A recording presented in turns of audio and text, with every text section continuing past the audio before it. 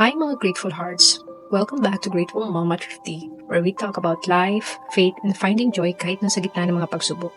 Today, let's talk about something real, toxic people. Yes, yung mga taong parang lason sa puso't isipan natin. Pero alam nyo ba, madaming paraan ng Diyos para ilayo tayo sa kanila. And sometimes, it's not how we expect.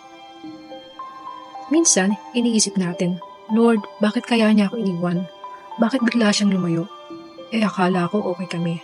Pero maybe, it's God's way of protecting you, for guiding you. Sabi nga sa Jeremiah 29:11, "For I know the plans I have for you, declares the Lord. Plan to prosper you and not to harm you. Plans to give you hope and a better future." Sometimes, God removes people because they are no longer part of the future He's preparing for you. Let me share a few situations. Baka nakaka-relate ka dito. Una, bigla kayo nagkaroon ng misunderstanding.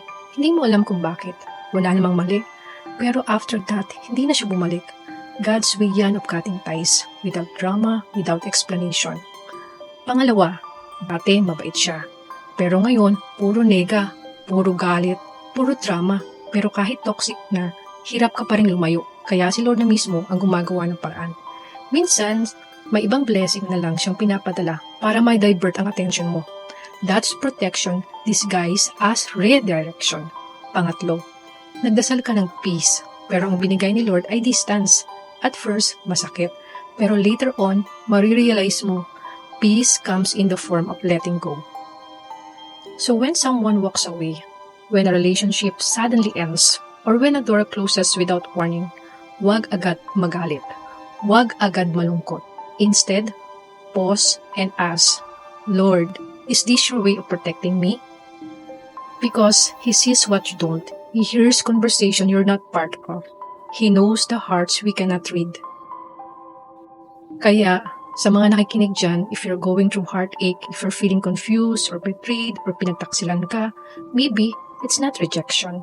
Maybe it's God's rescue. So, stay grateful, stay faithful, trust the process. God only removes what will not help you grow.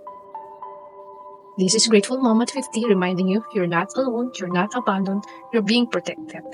If nakarelate ka, don't forget to like, comment, and share this video. And subscribe kung hindi ka pa nakasubscribe.